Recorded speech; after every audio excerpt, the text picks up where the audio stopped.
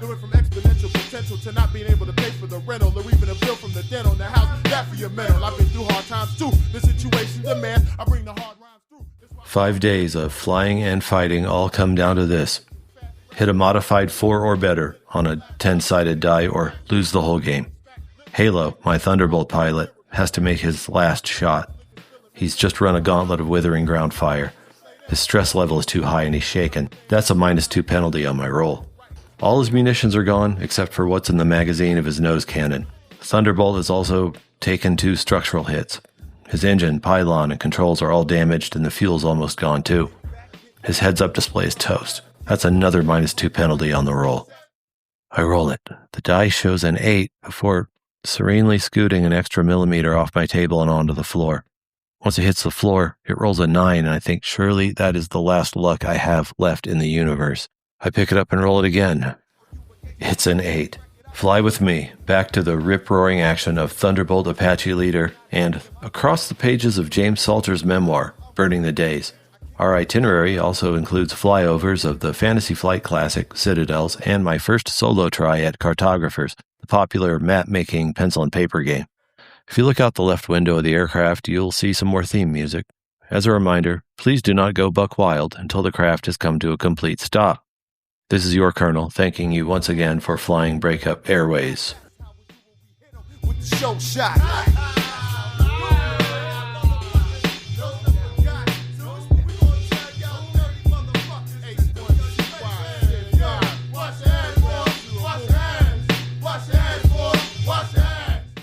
Welcome to episode 116 of Breakup Gaming Society, a podcast for board game freaks, hip-hop junkies, lovers of stories, and reluctant participants in the 21st century.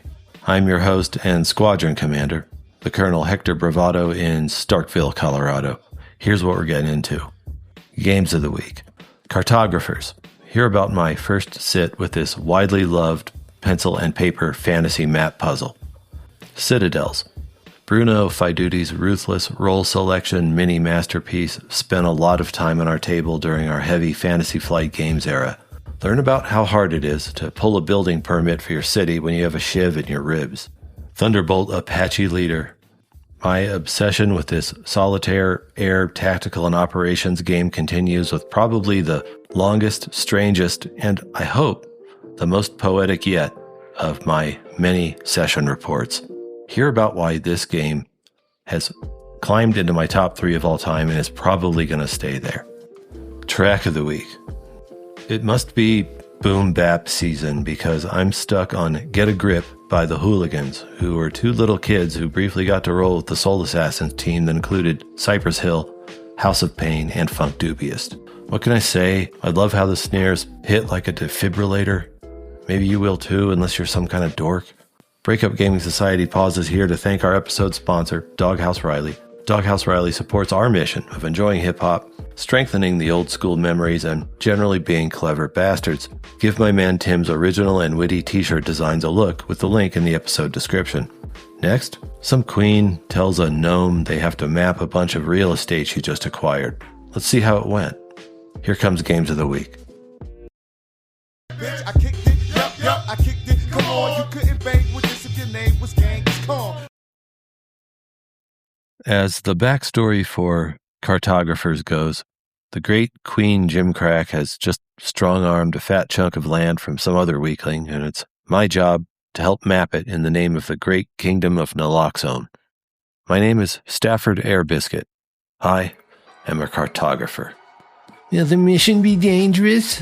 I ask the Queen. Probably, she says. Now get your little pencil out there and zone this thing.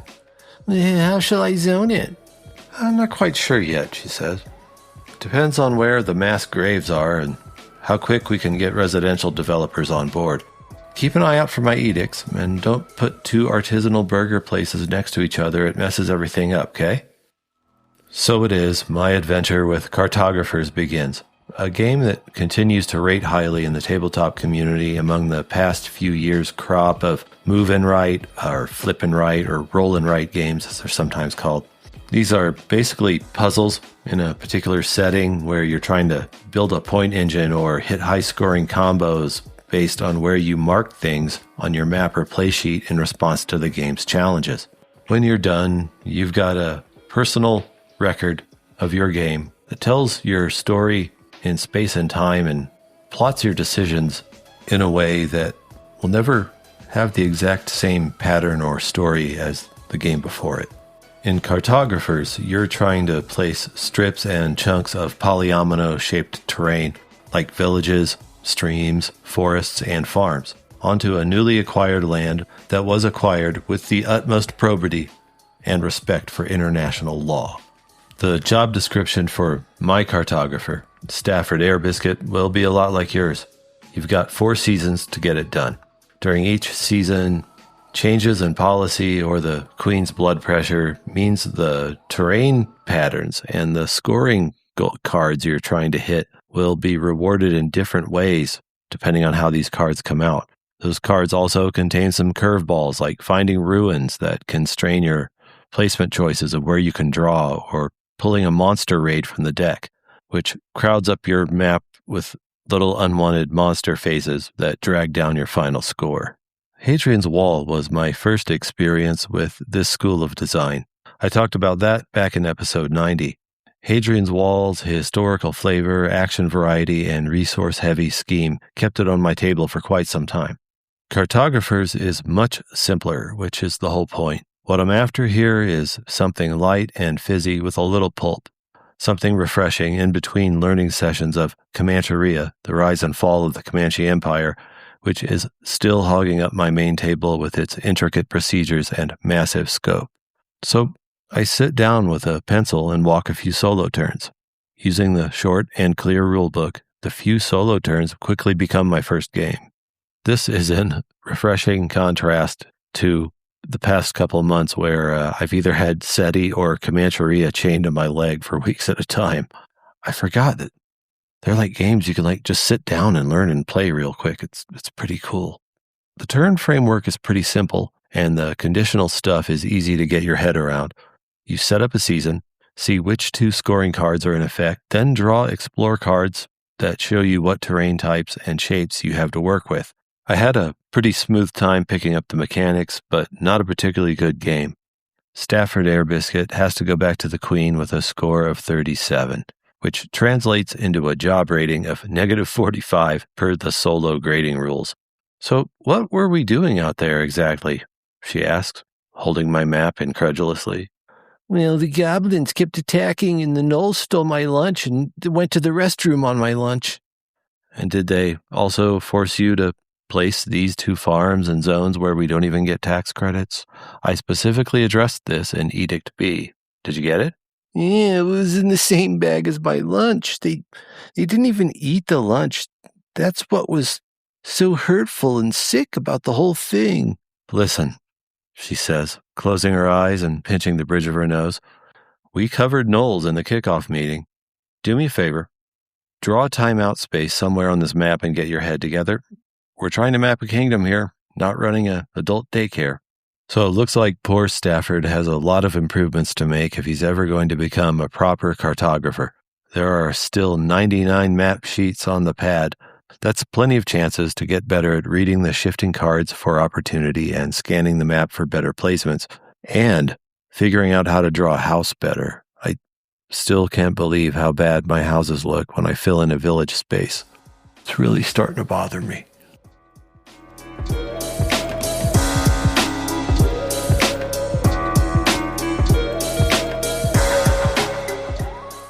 Next up in Games of the Week, the Fantasy Flight Games Golden Era retrospective continues with a salute to the nastiness, the cold deduction, and perilous tableau building of Citadels. Here's a scene from the old days. We had a 6-top during a game of Citadels one night. It's tense as always. The person to my right has just passed me a few cards with characters on them. One of them is the thief. Sitting at the other end of the table is my bro, Jay, who has the biggest stack of gold I've ever seen. He's about to do a build-out and lay down a high-scoring district for his city. I pick the thief and pass the remainder of the characters to my left. One of those characters is the merchant. I figure Jay stands a good chance of succumbing to greed and grabbing the merchant so he can get even more gold for whatever obscenely expensive thing he's about to build. Sure enough, he rolls the merchant and I scoop up every coin in his pile before he can do any actions. He's broke.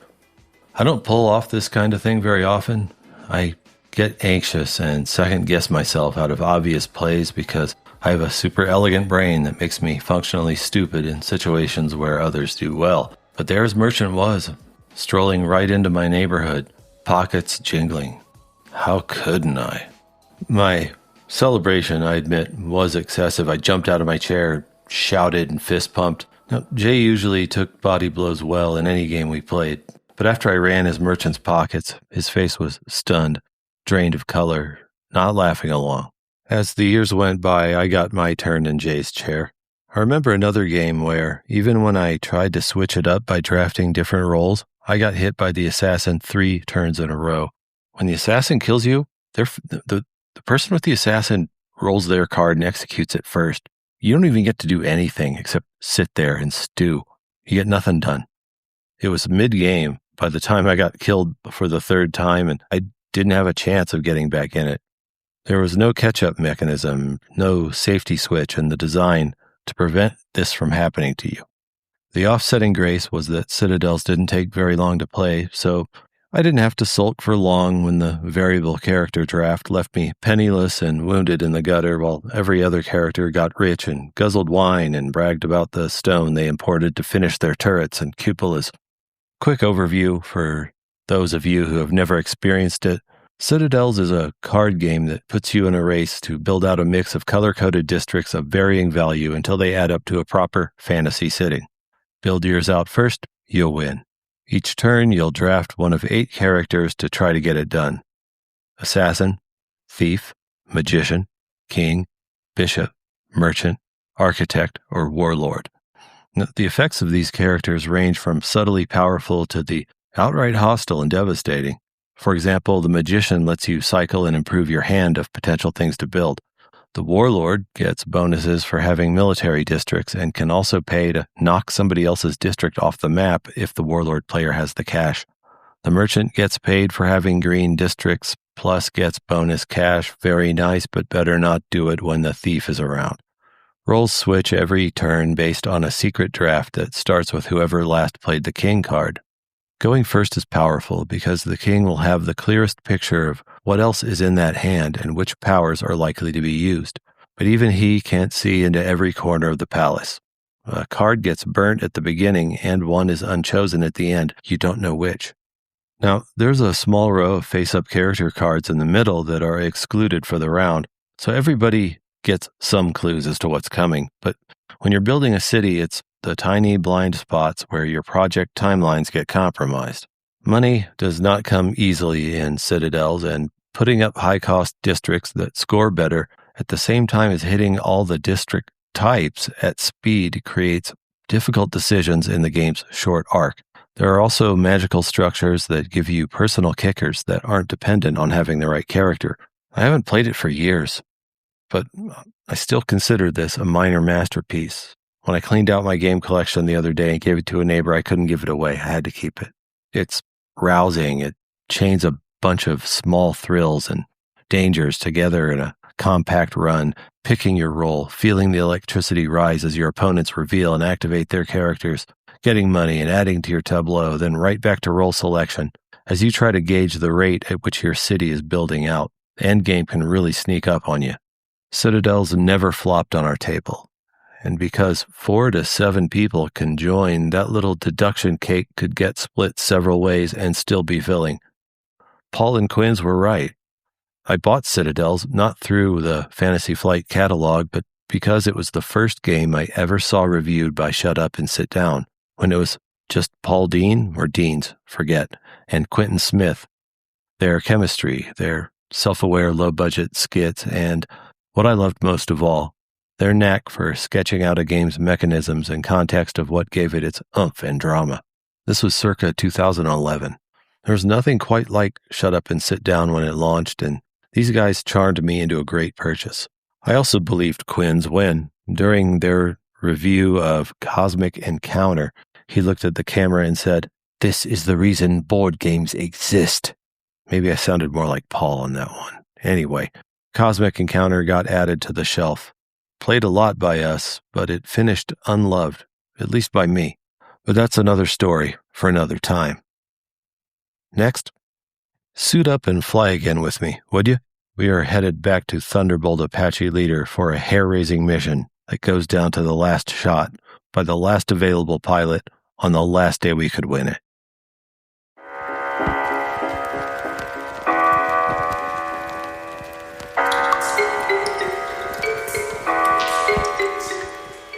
I've decided to spend as much of my remaining life as possible in the 20th century. I've taken my measure of this one and what I saw the last. This one is ass. Everything about it offends me. A complete migration is not possible, so I create pockets where I try to remember living and thinking at a pre-digital pace. Tea and lots of water in the morning, more reading and journaling both in the morning and at night. Seems to help. I've been rereading novelist and Korean War fighter pilot James Salter's quasi-memoir, Burning the Days, and run across this from the account of his prep school days. Quote, I was a decent student and lagging athlete, an unknown at track and substitute on the football team. I remember a youth of friendship and no foreboding, though miles away in Europe, war had already started. Not far from where we lived, in Yorkville, they were showing German propaganda films, Sieg im Westen, and later, Feldzug in Poland. And women in the lobby of the theater held out cans, collecting for German war relief. Battle's distant sound.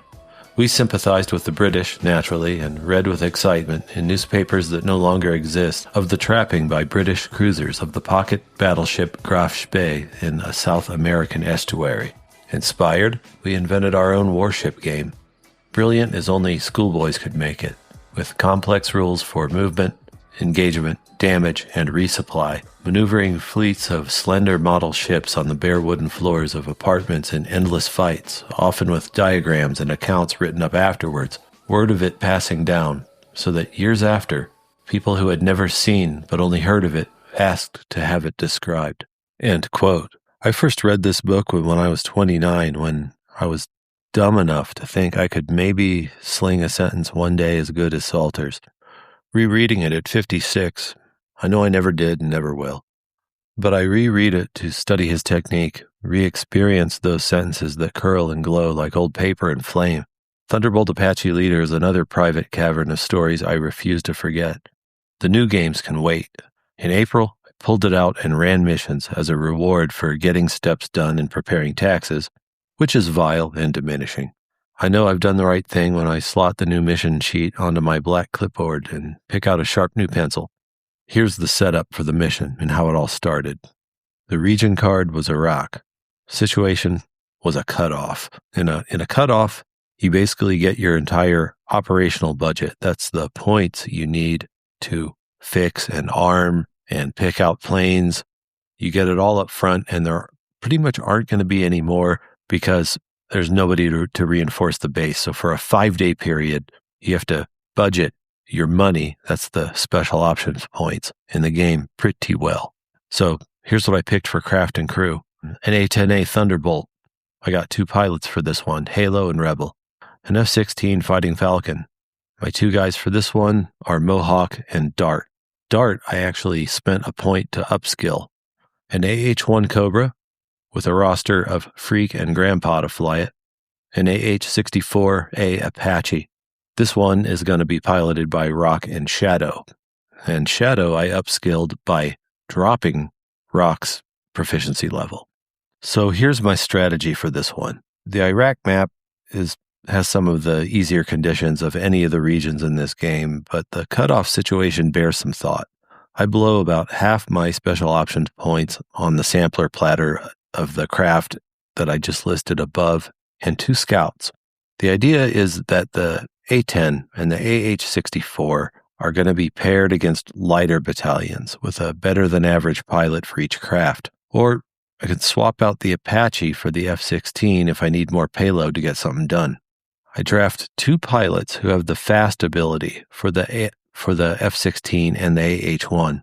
As the Cobra, that's the AH-1, isn't very durable, I plan to use it in a hovering starting position at the beginning of a mission, hopefully with line of sight on high-value enemy targets that haven't had the chance to go to cover yet.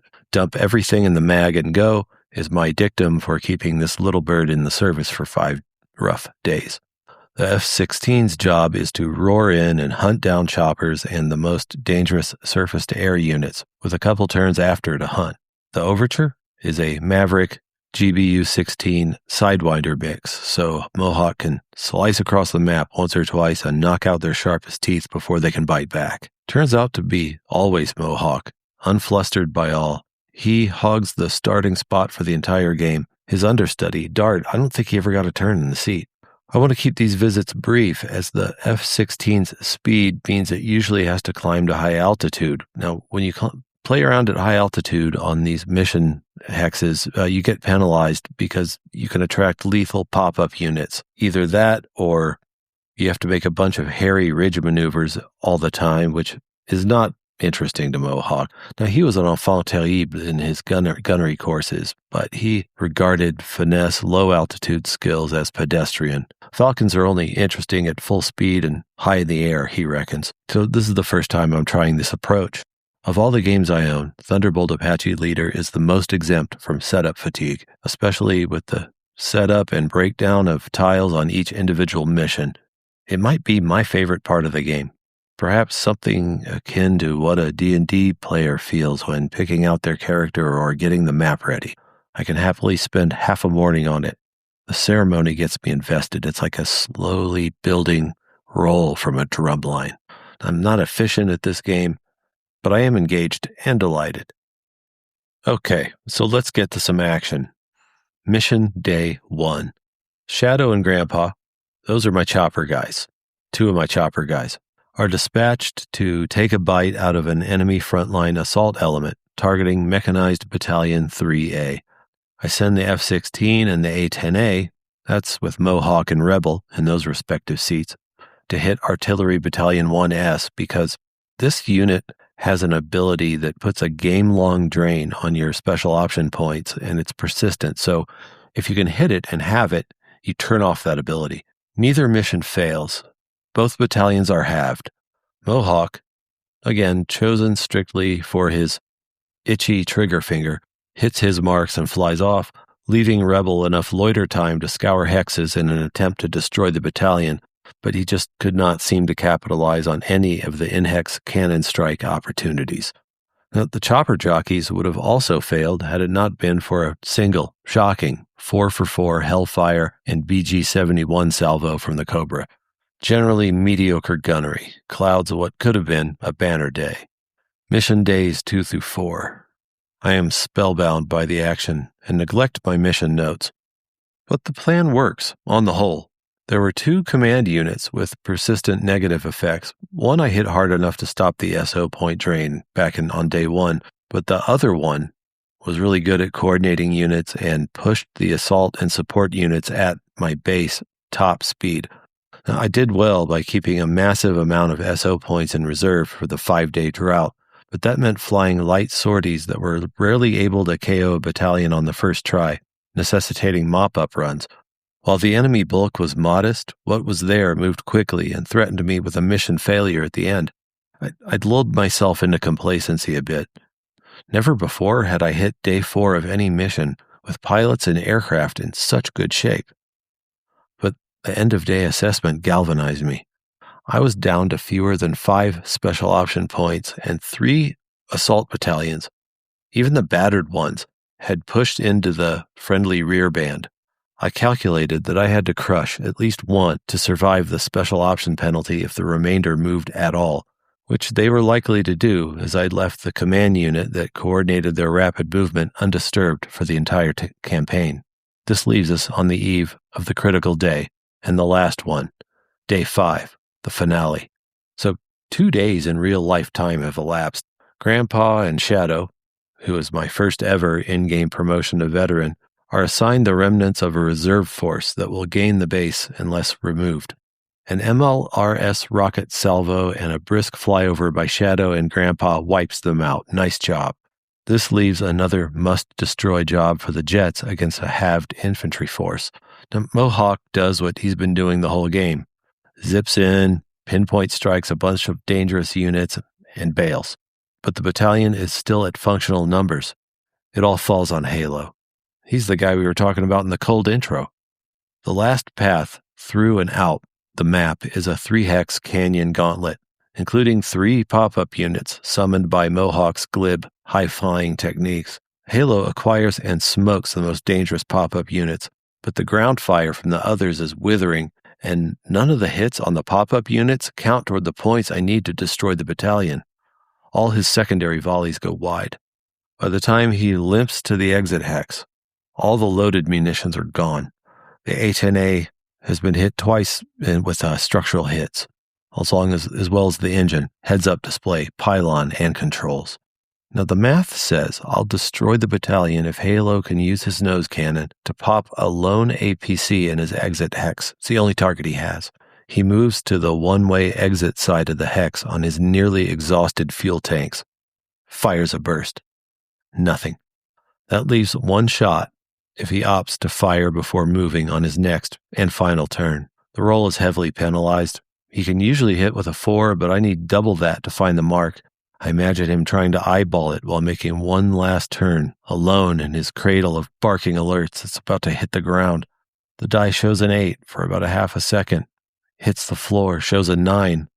I'm just crushed at this point. This 4 days of fairly masterful play about to just fall apart. But I pick the die back up and roll another 8, the minimum number he needs. He manages to somehow see a dust column, maybe, as the APC tries to hightail it or repositions itself, and he gets it. It's finished. Halo tacks to the base en route to a promotion of his own. The cutoff conditions that award SO points for killing battalions will give me just enough cushion to absorb the penalty when the survivors of the enemy elements advance into my base. All told, I earn a good rating with 16 net victory points. Here's Salter again, talking about his childhood reading and rereading of Kipling's Ballad of East and West. Quote, I did not invent any games for the poem or pose before the mirror as one of its figures. I only stored it close to my heart. In the end, I suppose, I found the poem to be untrue. That is, I never found an adversary to love as deeply as a comrade, but I kept a place open for one always. Of the cardinal virtues, it was fortitude the poem held high, perhaps with a touch of mercy. Fortitude, I saw, was holy. My life was too meager for me to know if I possessed it. I was white-skinned, sheltered. In the street, I ran from gangs of toughs. Tunney, Dempsey's most famous opponent, soaked his fists every day in brine to make them invulnerable, my father had told me, to toughen them, and it was in some sort of brine that I hoped to steep myself. End quote. It's safe to say Halo likely seasoned in whatever brine that was himself. This is etched for me somewhere in gold leaf that fades as the disrepair of my home and all the other undones come back into focus. A voicemail from an old friend that has to be listened to. Preposterous. It all feels preposterous. All the other transmissions of the current age erase the magic world and bleach that particular color of triumph from the page in the morning sky on the day I finished the game. I don't even like having to own a mic to tell you about it, if I'm really being honest. Next up, I'm boom-bapping again, this time with a deep cut from an unlikely act from the Soul Assassins label. I just can't help myself. It's track of the week. Bitch, I kicked it, yup, I kicked it, come on, you couldn't bang with this if your name was Genghis Khan. There's a bit of cool history and trivia around this track that we're going to get to in a bit, but I don't want to overcomplicate this segment intro. All I'm really here to do is sell you this feeling.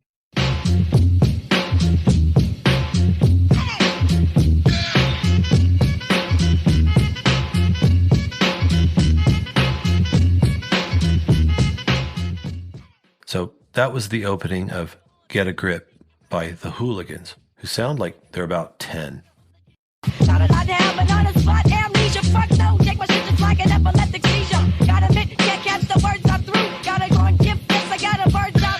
So the Whooliganz were Scott Kahn, son of famous actor James Caan and Alan Mayman, who later becomes the production legend known as The Alchemist. Go check the discography if you don't believe me. These two guys met on the mean streets of Beverly Hills and got around enough to eventually get the attention of Be Real of Cypress Hill, who added them to the Soul Assassins crew, which also included House of Pain and Funkdoobiest. Man, I played the shit out of my Funkdoobiest tapes. Be Real shows up here on the last verse to give the track and these two youngsters the official Soul Assassins seal of approval. Up to the natural feeling, 'cause I'm the one with the gun doing all the cat feeling. Damn, and the run that scam gets stuck on the grill, you fucking ham. It's all about that ill technique, but your grill can't still keep the hot concrete. And the Louis Bill's like sitting up in the trunk, so come on down and meet the funk. I think it was 1994 when the whole Soul Assassins caravan came to the Boulder Field House. I went with my roommate, Pogo. I couldn't roll joints, so I had one of those wooden dugouts on me with the ceramic one-hitter that looked like a filtered cigarette and popped up via a spring when you slid the top back. While waiting in line, I got super paranoid about the pat-down at the door. Fortunately, I was wearing sneakers that were so busted, the stitching had completely given on the entire left heel. I jammed it into my shoe from the rear and limped through the entrance without incident. We got inside, we puffed the one-hitter and drank beer and got to see the Whooliganz, Funkdoobiest, House of Pain, and Cypress Hill in their glory. There were tons of skinny, skater-type kids there with knit hats. Be Real's crowd engagement trick for the night was challenging everybody to get 2 mosh pits going. Now, the second pit was interesting. There was a big dude standing at the edge of it, built like he was a redshirt linebacker for the Buffs. His version of moshing was waiting until one of the stoner kids came within reach, then grabbing them by the shoulders and hurling them.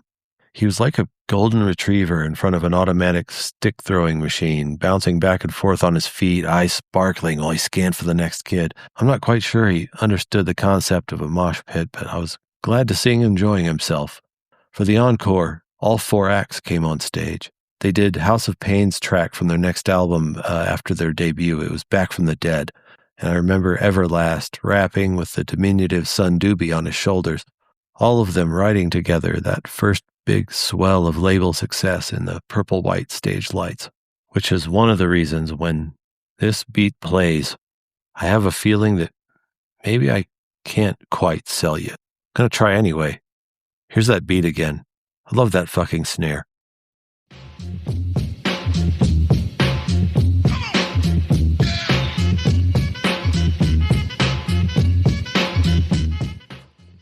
Thus ends episode 116. I appreciate you if you made it this far. I'd also appreciate seeing you again at the end of May for episode 117, possibly the last episode I record in Starkville, Colorado. Things are changing fast around here.